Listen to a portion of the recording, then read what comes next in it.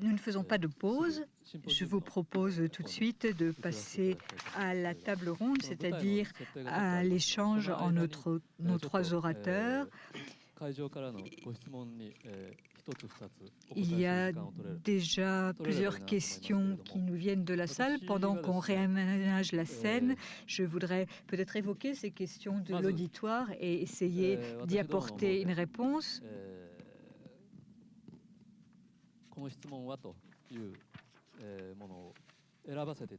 J'ai choisi parmi les questions celles qui me paraissent les plus importantes.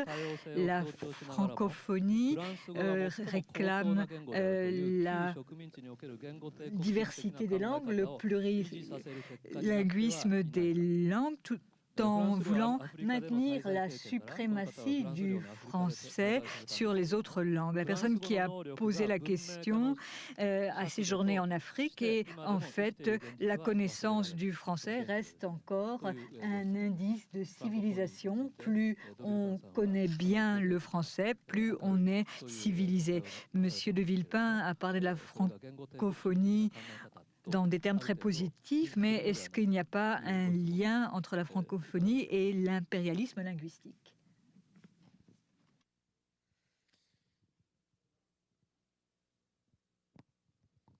Je ne crois pas qu'on puisse établir un lien spontané entre la pratique d'une langue comme le français et l'impérialisme.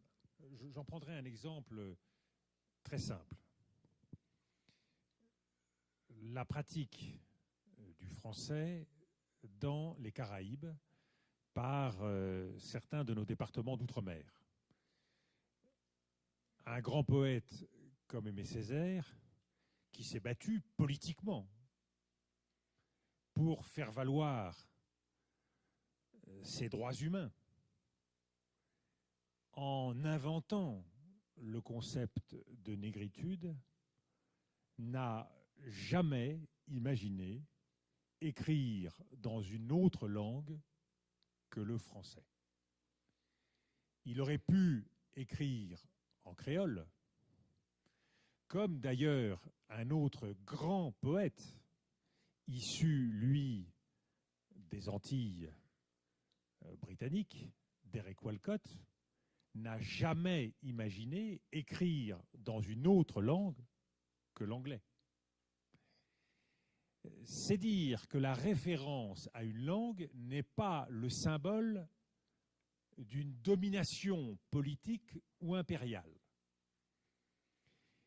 Et ceux qui ne seraient pas convaincus trouveront matière à réflexion dans celui qui est pour moi, et vous voyez que je ne suis pas chauvin, le plus grand poète du XXe siècle, qui est Paul Celan, originaire de Bukovine, une province disparue, l'ancienne Roumanie, d'une petite ville, Czernowitz, et qui écrivait en allemand la langue, je le cite, de ses bourreaux, puisque ses parents sont morts du nazisme, que lui-même a été emprisonné et n'a jamais cessé dans sa tête d'être derrière les barreaux, soumis à cette torture qui est celle de la barbarie nazie, et qui a parlé de ce qui le hantait dans ses poèmes, qui a parlé de ce lait noir de l'aube, c'est-à-dire de cette fumée noire qui sortait des cheminées et qui était ses frères, ses sœurs, ses parents, issus des chambres à gaz. C'est dire qu'une langue existe à travers une appartenance, une identité qui dépasse les structures politiques. Et c'est souvent, pour un poète, pour un écrivain, pour un homme, la priorité donnée à l'expression de son identité. Et c'est dire qu'une langue, parce qu'elle est comprise et véhiculée dans son universalisme, est parfois plus importante qu'un dialecte local qui peut avoir des résonances au sein d'une communauté étroite, mais qui ne permettra pas à un homme, à un créateur, d'exprimer la force de son identité et la force de son histoire. Pour dire un mot de ce que je suis en train de comparer à travers les Antilles, la langue créole d'un côté, le français ou l'anglais d'un autre côté, il faut se souvenir de longues semaines, parfois de longs mois, dans le ventre de ces bateaux, de ces galions, alors même qu'ils ne parlaient pas la même langue que ceux qui étaient issus d'autres tribus des pays africains. Et ils inventaient entre eux des mots qui étaient des mots mélangés de leurs différentes langues. Et ils ont bâti une langue du mélange, une langue du divers, le créole, qui a été donc leur langue du ventre des galions jusqu'au ventre des plantations où ils ont dû travailler comme esclaves aux États-Unis ou dans les Caraïbes.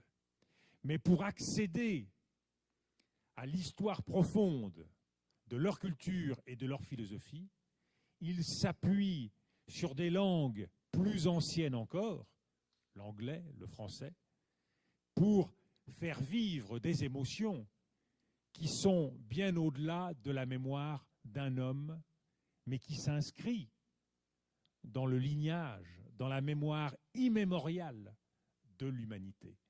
Donc je ne crois pas qu'on puisse rattacher le partage d'une langue avec un impérialisme, sauf quand cette langue elle-même connaît l'asservissement. On peut choisir l'anglais, on peut choisir l'allemand, on peut choisir toute autre langue, mais en dehors de l'asservissement, c'est-à-dire l'abattardissement de la langue, sa réduction, son appauvrissement, sa limitation. Il faut épouser une langue, quelle qu'elle soit, mais dans sa diversité, dans sa splendeur, dans son innocence, dans son foisonnement, dans sa richesse, dans son honneur et dans son humilité, pour dire à la fois le très grand, mais aussi le très petit. Il y a, je l'ai dit tout à l'heure, beaucoup de mots dans les langues du Nord pour dire la glace. Il y a beaucoup de mots dans les langues du Sud pour dire le sable. Comme il y a beaucoup de mots en japonais pour dire la pluie qui tombe. Respectons la diversité de nos expériences, de nos mémoires et de nos langues.